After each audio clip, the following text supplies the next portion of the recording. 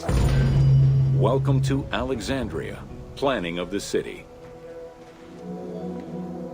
Alexander's plan to build his great city began with a verse from Homer's Odyssey. There is, in front of Egypt, in the sea with many swells, an island called Pharos. Guided by these clues, Alexander the Great founded his future city at the western end of the Nile Delta.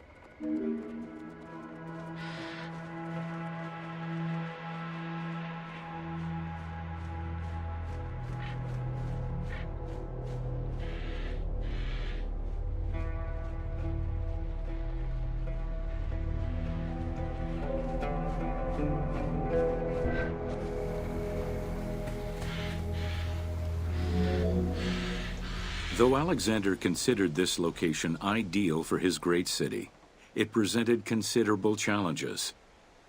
Too difficult to access during storms, the surrounding swamps threatened disease, and the limestone soil prevented the growth of healthy crops.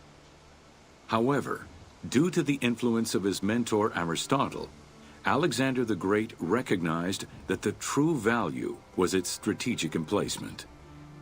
Alexander knew that in controlling Pelusium to the east, Memphis to the south, and his crowning glory Alexandria to the west, he would create a triangular stronghold, allowing him to control the entire delta while giving him access to the Mediterranean.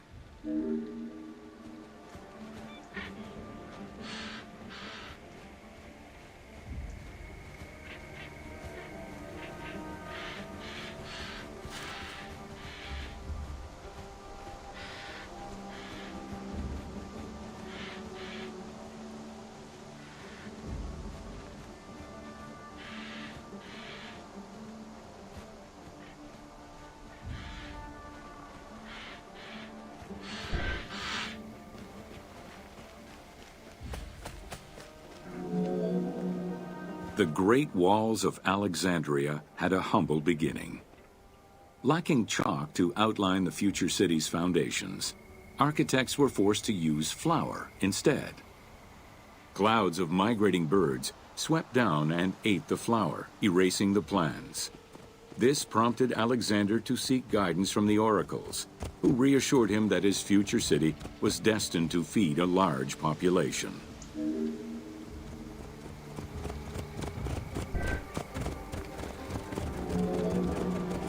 Excavations led by Mahmud Bey el-Falaki in the 19th century revealed that the wall enclosure measured approximately 5.2 kilometers in length and 2.2 kilometers in width.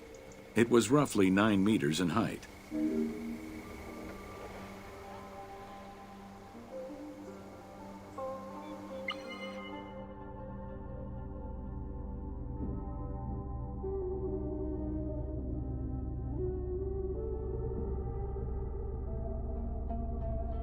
Including fending off the king of Syria in 169 BCE.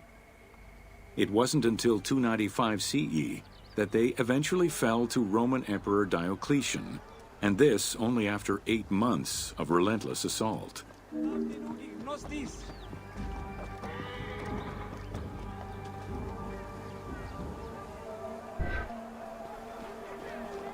Ogalos, Evgen!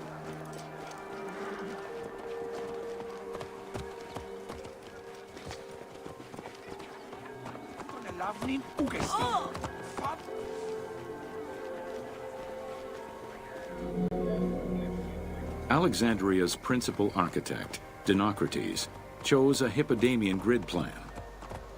The grid maximized functionality, with wide, straight roads and canals running beneath them.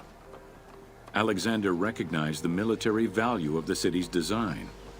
The wide, parallel streets gave him optimal surveillance of the city, while allowing the unobstructed flow of troops.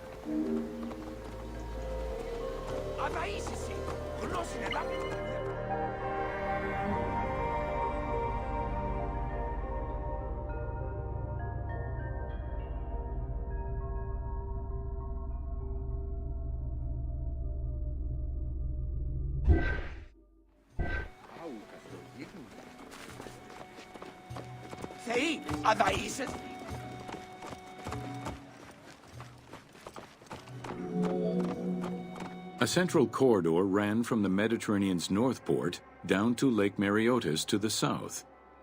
This thoroughfare acted as an unobstructed link for commercial trade and travel between the two ports. Many of the streets were bordered with grand buildings and parks, including Canopic Street, with its impressive gate bordering the eastern end.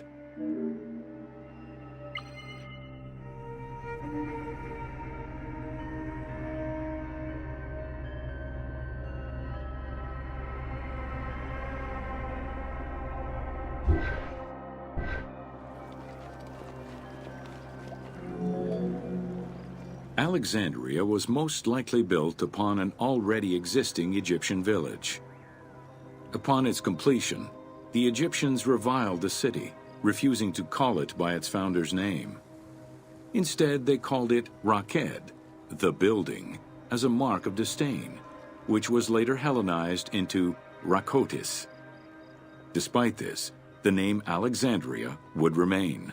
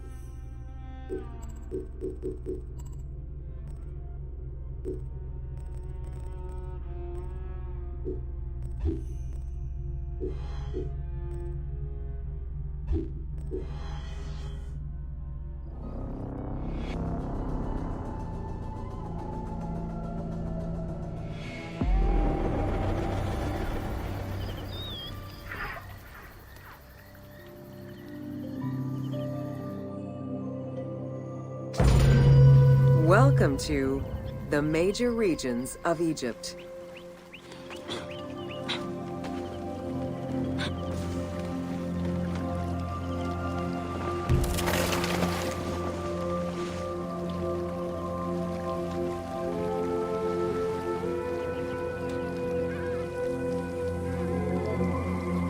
Life in ancient Egypt was concentrated along the shores of the Nile and divided into two regions. Lower Egypt was situated on the Nile Delta near the Mediterranean, and Upper Egypt was at the south reaching into Africa. Due to its proximity to the Mediterranean, temperatures in Lower Egypt were less extreme than in Upper Egypt.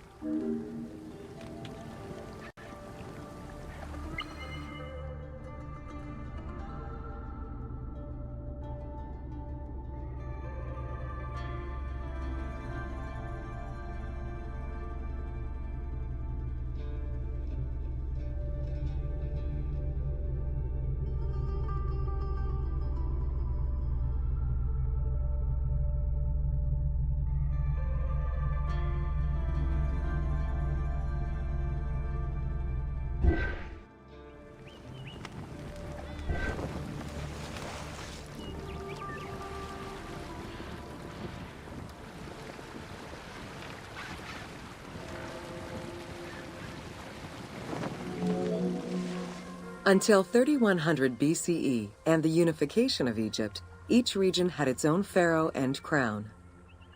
Lower Egypt's crown was red and marked with symbols of papyrus and bees. Upper Egypt's crown was white with symbols of lotus and sedge grass.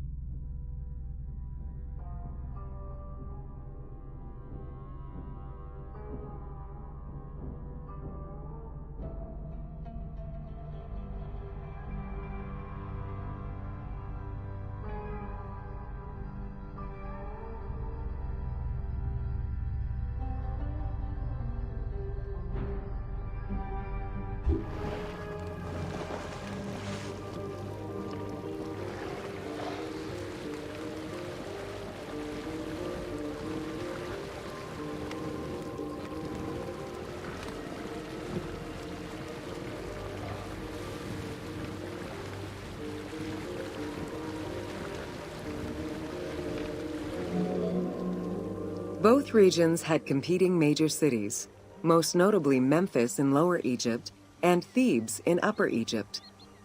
There were different religious cults in both regions, each worshiping their own major gods.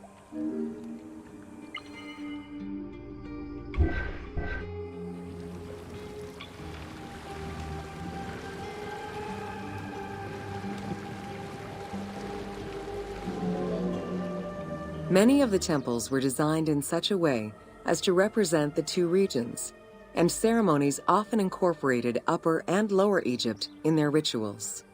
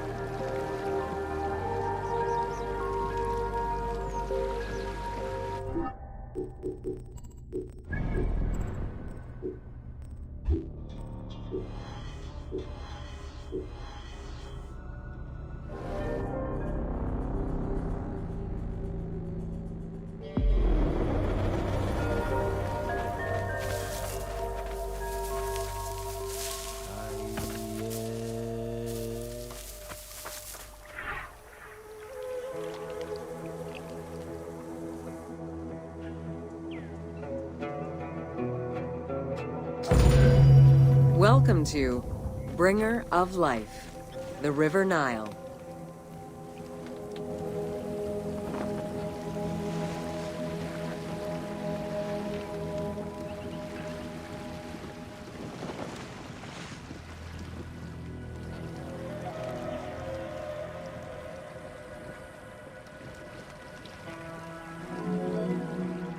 The ancient Egyptians called the dark, fertile soil of the Nile the Black Lands, and the surrounding desert was referred to as the Red Lands. The dramatic difference of productive land opposed to barren desert had a deep influence on cultural ideology, mythology, and religion.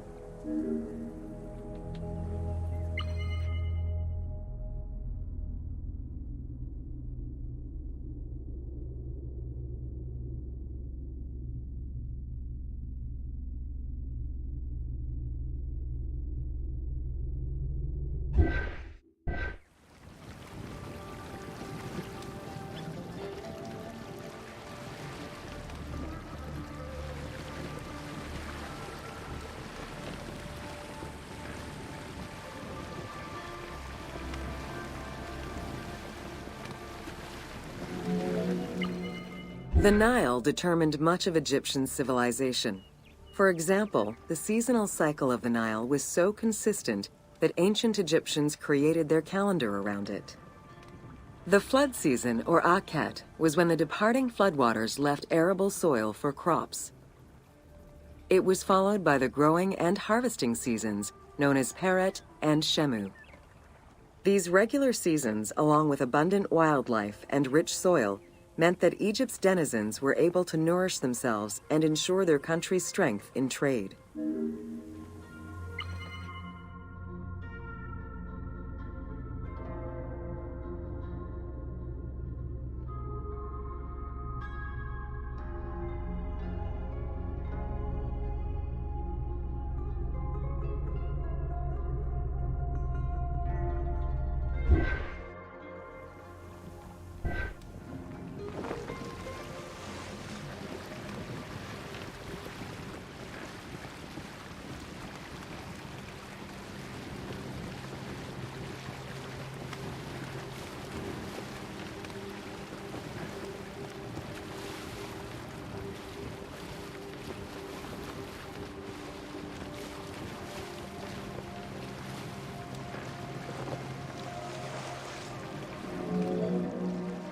The River Nile, flowing from the south to the north, neatly traversed through both Upper and Lower Egypt. All of Egypt's major cities were built along this narrow ribbon of life. Protected by mountain ranges and deserts which acted as natural barriers to enemies, and sustained by the Nile's plants and wildlife, Egyptian civilization enjoyed economic and cultural prosperity for over 4,000 years.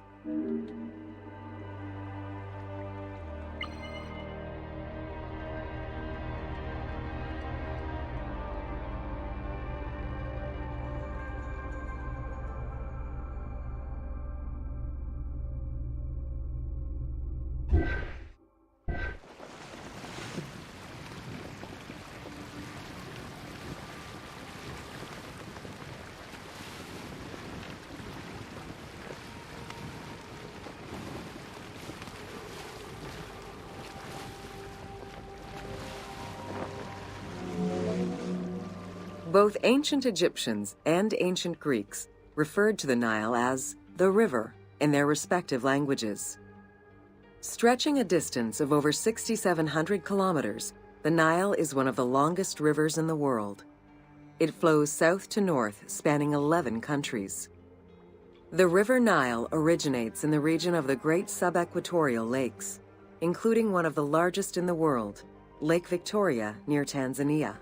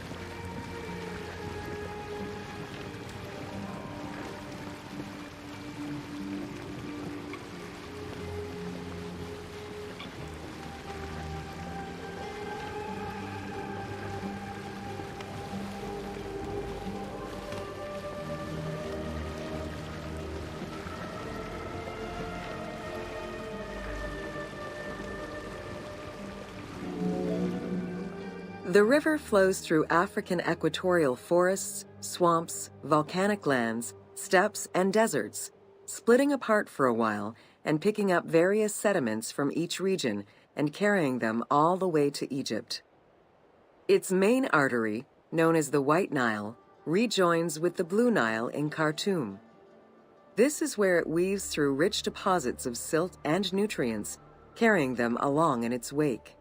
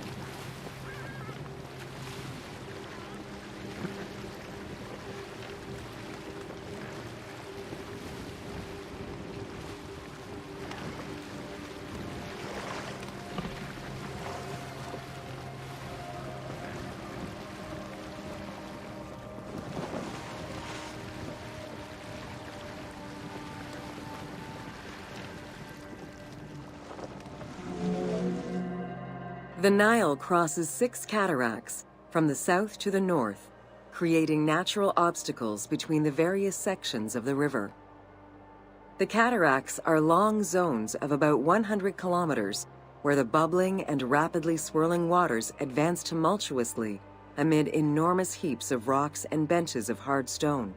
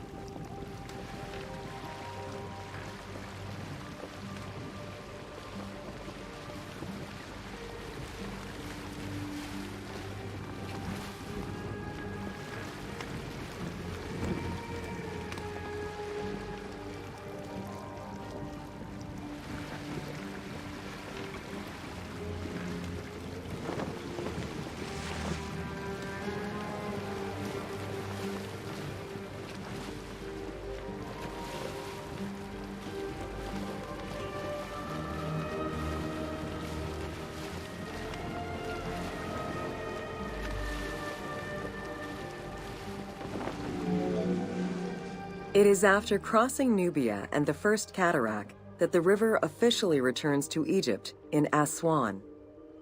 There are still 1,000 kilometers before it reaches Cairo and the Delta, bringing life to those living on its shores before it eventually empties into the Mediterranean Sea.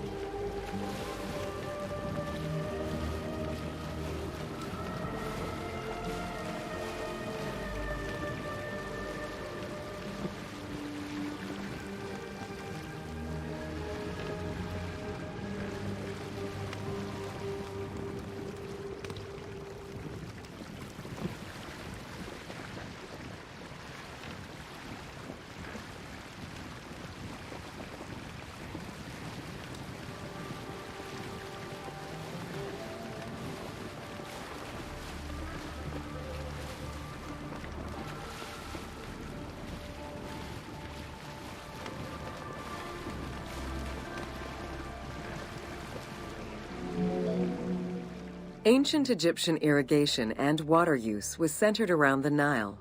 However, they also had access to streams and rivers, as well as several large lakes. The Delta, situated at the north end of the Nile, also known as Lower Egypt, is a large irrigated area where the river splits into several tributaries.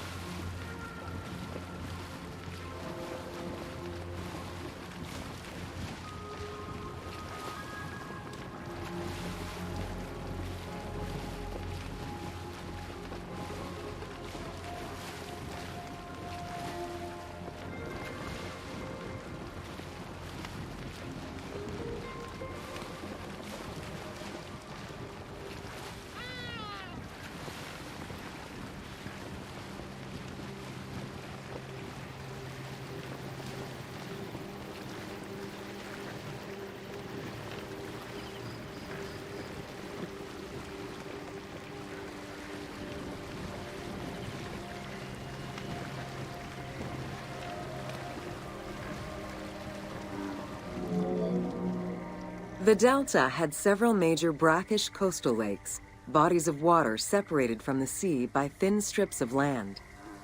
A mix of deep to shallow waters, salt swamps, and sand plains, these lakes were refuge to a wealth of species, as well as water and land plants. The occasional bandit could also be found sheltering within the denser reeds, waiting for the unwary traveler.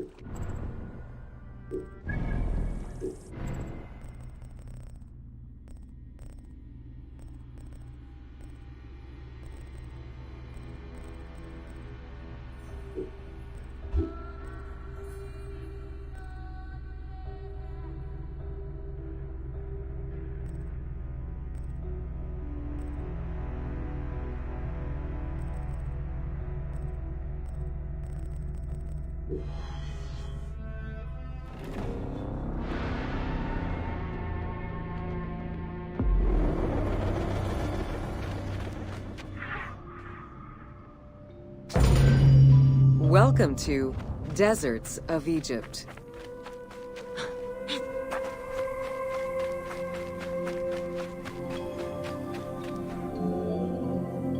Reaching out on either side of the lush Nile are the harsh, arid Western Desert and the mountainous Eastern Desert. They cover nearly 94% of Egypt. Each of these parent deserts have their own microclimate and contain several smaller deserts with a distinctive fauna and flora. Whale fossils were discovered within the depths of the Sahara. Known as the Valley of the Whales, this location is evidence of the seas which once covered the area.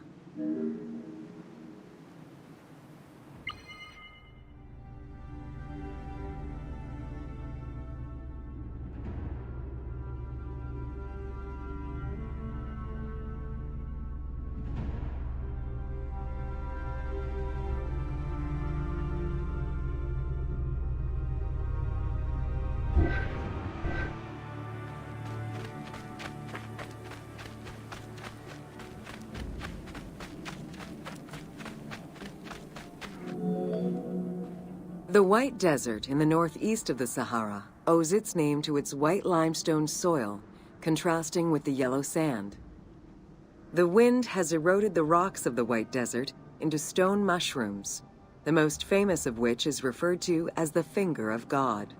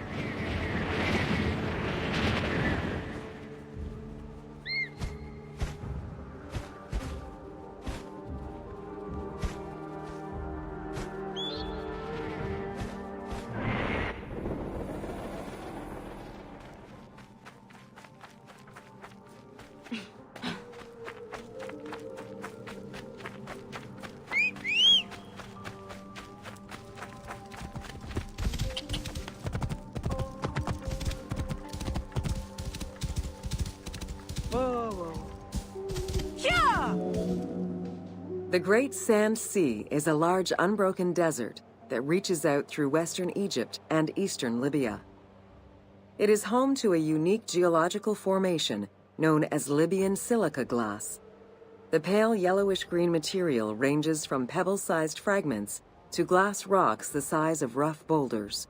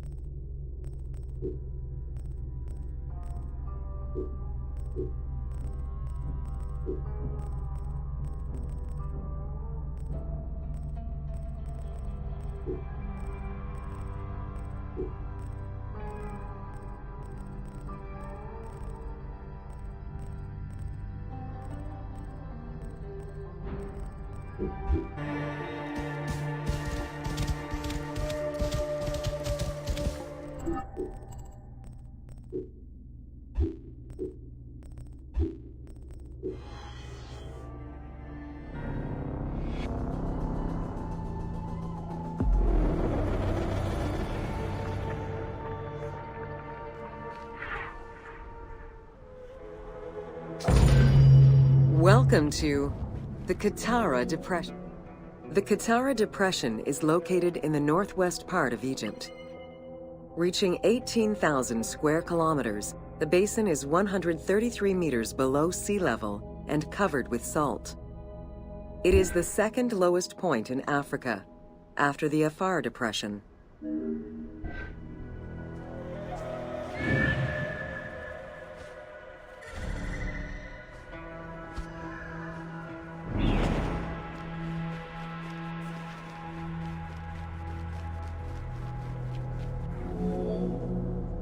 The climate is very arid, with average temperatures reaching 36 degrees Celsius.